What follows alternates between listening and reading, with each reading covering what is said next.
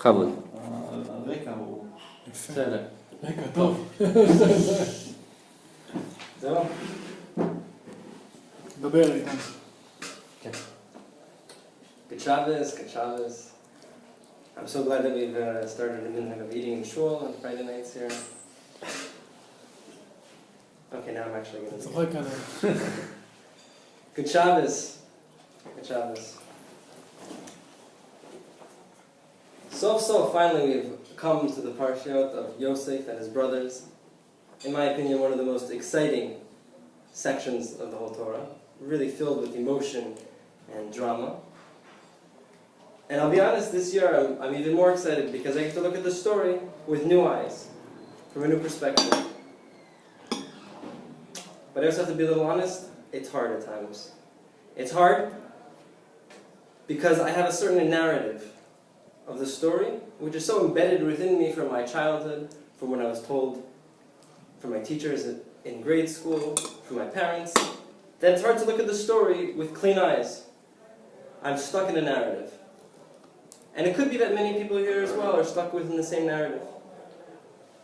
When I was a child, I learned that Yosef went to go check on his brothers threw him in the pit. Eventually he was sold down to Egypt. And the whole time he was thinking about his family, his father. In fact, thinking about his father even saved him to get through some hard times in Egypt. And finally his brothers come down. They didn't recognize him, but he recognized them. He recognized them as brothers.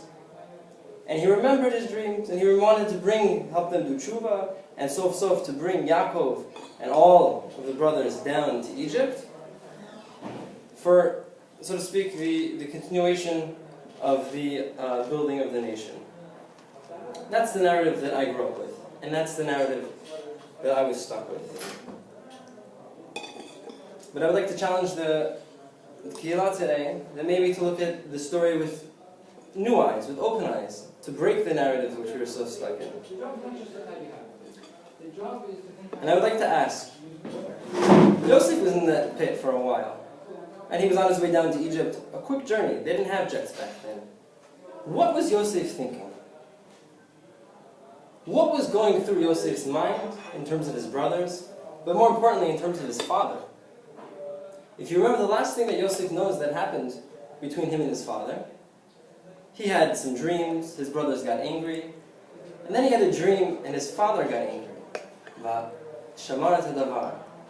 Right? And what happened immediately after his father got angry? He tells Yosef, Yosef, why don't you go check on your brothers? Why don't you go check on them in Shechem? Now,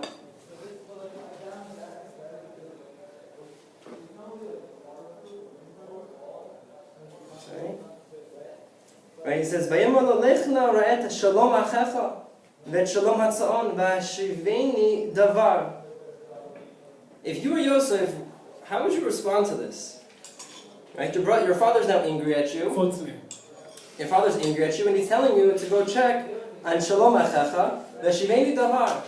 What got Yosef in trouble with his brothers in the first place? If we go back to the beginning of this week's parsha, right? Yosef ben 17 shana היה רואה את אחיו בצאן והוא נער את בני בלע ויבוא את יוסף דיבתם רעה על אביהם לא יאכלו דבר שלום. The very things which Yosef got into a feud with his brothers, his father's now going on to check on them. And where, of all places? Shechem. Shechem is not a good place for the brothers. Shechem is where Dinah gets raped. Shechem is where Shimon and Levi murder a whole town.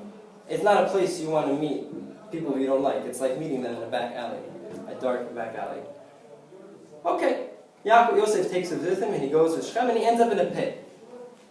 So perhaps Yosef was thinking this whole time, what, my father was part of this. My father, along with my brothers, sold me down to Shechem.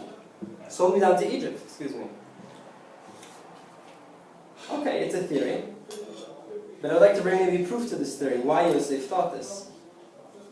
What happens when Yosef gets to Egypt? So he ends up in prison in the end, Beit Hasar.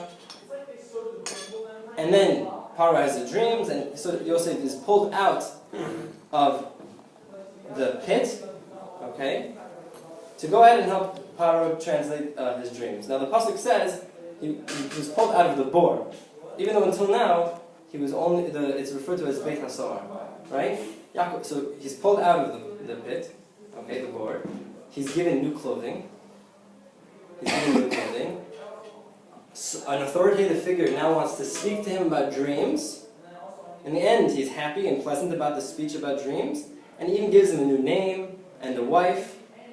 It sounds very much that Paro is replacing a father figure. It's the reverse story. Yosef was thrown into a pit. His clothing was ripped off of him. He got in trouble because he was talking to dreams, and his father didn't want to hear anything about it. Right? And now, a father figure, an authoritative figure, is doing the opposite. He's pulling him out of the pit, giving him new clothing, talking to him about the dreams, giving him a name and a wife that a father should. Yosef has found a new place. He's now disconnected from his family, and he doesn't even want to hear anything about it. How do I know that? Look what he names his children, Menashe and Ephraim, to forget the past and thanks for the new place that he's made me succeed in. The last thing that Yosef wants to hear or see anything about is his family, his father and his brothers that sold him down the river. With this new narrative, we have a new understanding when it comes to the next few parshiot, when the brothers do come down. What was Yosef's intent? Was it really to get the brothers to do tshuva? Was he really excited to see them? Did he actually want to see his father's face again?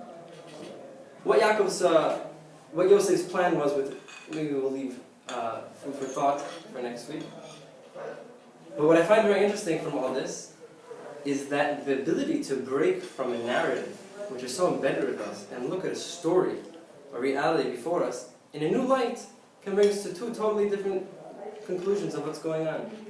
And I think within our lives, a lot of times, we're stuck in our own narratives. We're stuck in narratives of how we view ourselves, how we think other people view ourselves, how we act in situations. Another time, I got into a fight with my wife. Another time, I yelled at my kids when I didn't want to. Another shidduch that didn't work out properly. Again and again, the same narratives. We're stuck in the same narratives that we grew up in. The same narratives that we were told by our teachers, by our parents. We're not good enough. We can never be loved. I'll never change. My challenge to you, my challenge to us, is to break these narratives. To look at the Torah through a new light, and maybe see a deeper meaning. To look at ourselves and our lives and our relationships in a new light and a deeper meaning. And for that, maybe we'll come to a different end of the story finally. Shabbat Shalom.